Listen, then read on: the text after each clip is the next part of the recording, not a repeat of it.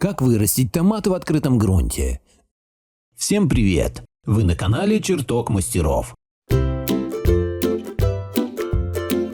Родина томатов – центральная часть Южной Америки. Они принадлежат к семейству посленовых, так же как и картофель, баклажан, перец. Окультурили это растение еще древние ацтеки, которые использовали его в пищу и как мощный галлюциноген в обрядах. Помидоры обладают целебными свойствами, их плоды снижают риск развития онкологии, сердечно-сосудистых заболеваний, растворяют камни в желчном пузыре и оказывают общеукрепляющее действие на организм человека. Урожайность томатов, выращенных в открытом грунте, ниже, чем у тепличных, но всем известно, что самые вкусные помидоры созревают под солнечными лучами на грядке или в поле, при этом ухаживать за ними проще, чем за тепличными. Чтобы получить обильный урожай, нужно правильно выбрать сорт культуры и обеспечить ей оптимальные условия для роста. Из этого видео вы узнаете, когда и как высаживать рассаду, чем ее удобрять и какими средствами бороться с вредителями. Шаг первый. Выбор качественной рассады томатов. Помидорную рассаду можно вырастить самостоятельно или купить. Для пересадки в грунт нужно отбирать только те саженцы, у которых сформировался корень и крепкий стебель высотой не менее 20 см. На побеге к моменту посадки должны быть сформированы 8-9 полноценных листьев насыщенного зеленого цвета. Бледная зелень почти всегда свидетельствует о поражении рассады каким-то заболеванием. Знаете ли вы, что в мире существует более 25 тысяч сортов томатов? Начиная с 16 и по 18 век итальянские ботаники вывели огромное количество разновидностей этой культуры. И сегодня усилиями селекционеров всего мира продолжают выращивать новые сорта, улучшая их урожайность и адаптируя к разным климатическим условиям. Подготовка почвы к пересадке саженцев. Томаты – теплолюбивая культура, но они плохо переносят прямые солнечные лучи. Выбирая участок для их посадки, лучше остановиться на месте, слегка затененном листвой дерева, стеной постройки или теплицы. Грядку также можно защитить от палящего солнца специальной сеткой, желательно, чтобы на участке не было сквозняков. Высаживать рассаду рекомендуют на месте, где в прошлом году росла морковь, лук или огурцы. После картофеля есть высокий риск заражения растительными заболеваниями, например, фитофторой. Очень важно правильно подготовить почву перед высадкой помидоров. Для этого ее удобряют и нормализуют кислотность грунта. Оптимальный диапазон для томатов составляет от 6 до 7 pH. Если пренебречь подготовительным этапом, рассада даже при своевременном внесении подкормок будет болеть и вянуть. Понизить кислотность можно с помощью извести. На 1 метр квадратный используют 500 грамм вещества. Для повышения показателя кислотности в тех же пропорциях берут серу. Опытные огородники не рекомендуют высаживать помидоры на одном и том же участке 2 сезона подряд, но не у всех есть возможность чередовать грядки. Поэтому можно сажать помидоры и на той же грядке, что и в этом году. Поможет в этом рекультивация почвы. Осенью грядку перекапывают, одновременно очищая ее от остатков растений. На глубину штыка лопаты вносят удобрения – торф, суперфосфат, птичий помет. Высеивают на грядке горчицу, озимую рожь или другие сидираты. Поливают грунт гуминовым раствором, чтобы активизировать в нем полезную микрофлору. Не стоит закапывать в землю не до конца перегнивший компост, и это привлечет проволочника и червей, способных повредить корни растений. Формирование грядок под рассаду начинают примерно за неделю до высадки. Лунки делают глубиной не менее 20 см. На больших участках для этого удобно воспользоваться лункообразователем. Перед этим желательно провести обеззараживание грунта медным купоросом. Водный раствор готовят в следующих пропорциях. На 10 литров воды берут 1 столовую ложку вещества. Эта простая процедура уничтожит все болезнетворные микроорганизмы, которые могли бы повредить саженцам. Высадка рассады в открытый грунт. В почву на грядке можно высаживать только закаленные побеги. Неподготовленные саженцы от резкой смены температуры могут погибнуть или произойдет задержка их роста.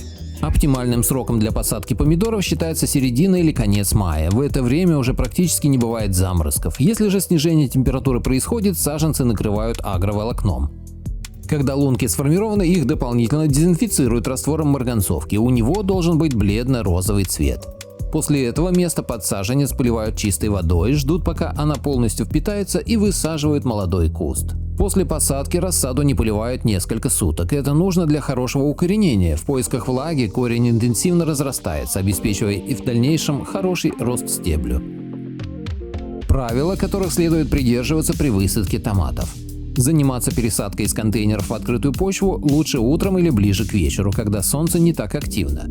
Между лунками оставляют расстояние 40-60 см, чтобы растения не мешали друг другу.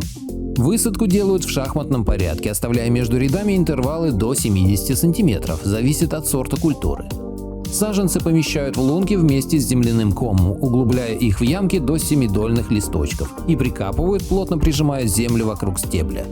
Сверху ее мульчируют опилками, соломой или сеном.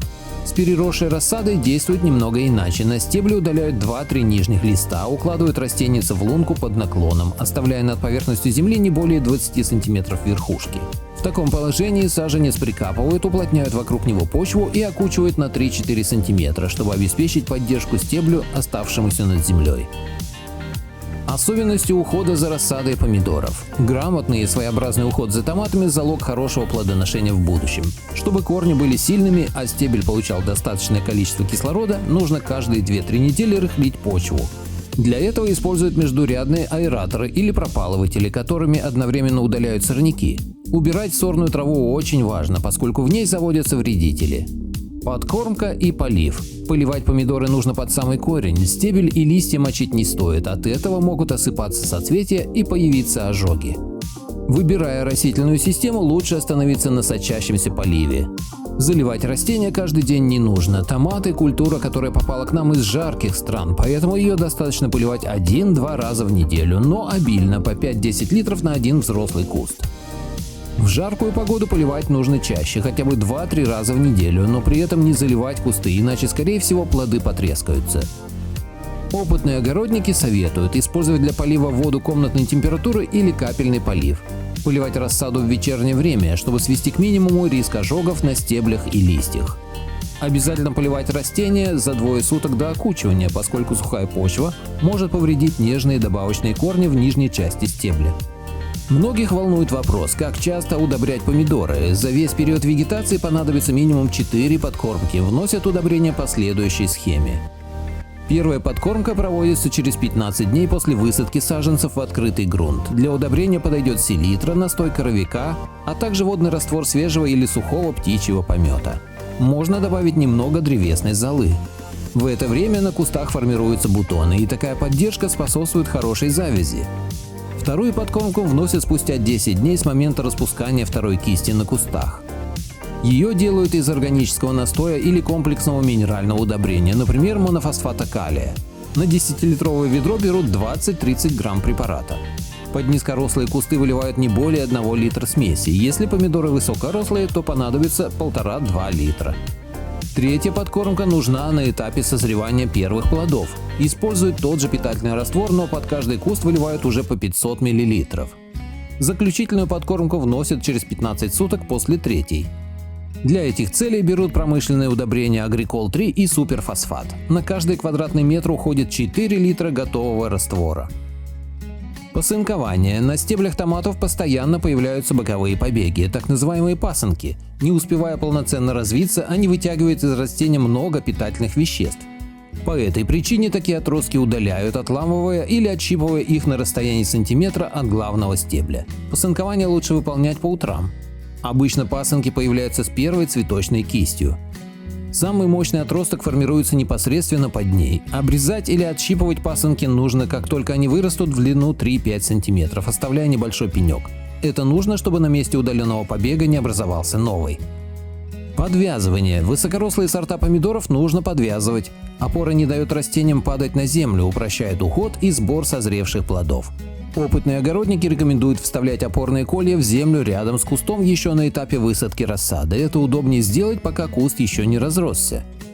Хорошим материалом для подвязки считается шпагат или синтетические толстые нити. Они достаточно прочные, чтобы выдержать вес стебля с плодами, при этом не подвержены гниению.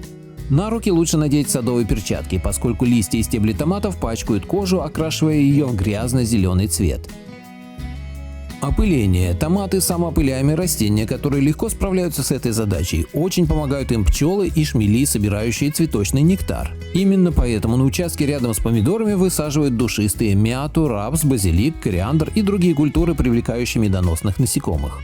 Иногда требуется произвести искусственное опыление. Такое случается, если температура резко опускается до плюс 13 градусов и не поднимается выше несколько дней, или наоборот, стоит жаркая, сухая погода. Для искусственного опыления нужно Слегка потрясти кусты, постучать, но не сильно по цветущим кистям, опрыскать из пульверизатора или полить кусты теплой водой. Эти нехитрые манипуляции делают в первой половине дня. После такой встряски в соцветиях томатов формируется завязь и начинают расти плоды.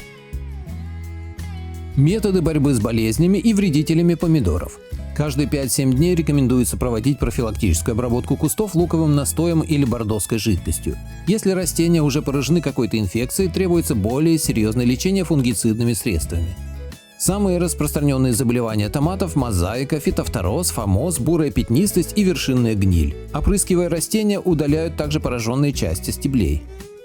При сильном поражении помидоров приходится полностью уничтожать всю плантацию. Перед высадкой в следующем году почву перекапывают и тщательно дезинфицируют раствором медного купороса или марганца. Это снижает риск повторного заражения рассады. У томатов довольно много вредителей среди насекомых. Самые распространенные – медведка, которая любит поселяться во влажной удобренной почве. В борьбе с ней эффективны мощные инсектициды, а также настои с уксусом или красным перцем. Проволочники – гусеницы, повреждающие корневую систему растений. Для профилактики их появления при осенней перекопке делают ощелачивание кислых грунтов. Также отпугивает проволочника зола. Подгрызающие совки – еще один злейший враг томатов. Для борьбы с ним проводят глубокую механическую обработку почвы. Важна своевременная прополка междурядий. Если же на кустах появилось много гусениц, их собирают и уничтожают вручную. Тля, картофельная блошка – мелкие насекомые, повреждающие ботву. Их устраняют клеевыми приманками и опрыскиванием химикатами. Если не хотите использовать химикаты, можно опрыскивать мыльной водой, раствором хозяйственного мыла и соды. Распространенные ошибки при выращивании помидоров. Неопытные огородники, желая вырастить и собрать большой урожай, допускают много ошибок. Это приводит к обратному результату. Кусты начинают болеть, цветы осыпаться, а про спелые сочные помидоры и мечтать не приходится. Топ-5 ошибок, о которых нужно знать начинающим дачникам. Несоблюдение сроков высадки рассады. Сделав это слишком рано, вы рискуете потерять саженцы при ночных заморозках. Использование тепличных сортов растений. За ними потребуется более тщательный уход, но все равно уровень урожайности разочарует. Посадка растений с уже сформировавшимися соцветиями. Нарушается формирование завязи. Слишком частый полив, избыток влаги приводит к поражению плодов фитофторой и развитию грибковых инфекций. Внесение удобрений свыше нормы – тот случай, когда больше не значит лучше. Возникает дисбаланс веществ, из-за которого нарушается вегетация, цветение, формирование завязей. Придерживаясь основных правил ухода за томатными культурами, можно собрать большой урожай даже с небольшой грядки. Соблюдение севооборота, режима полива, своевременная прополка, подкормка и обработка обеспечат растениям все условия для нормального роста. Надеюсь, вам понравилось это видео. Напишите в комментариях. Подписывайтесь на канал и включайте колокольчик.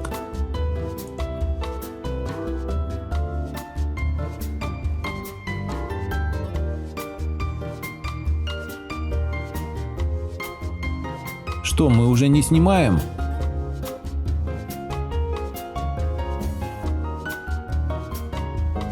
Заходи к нам почаще.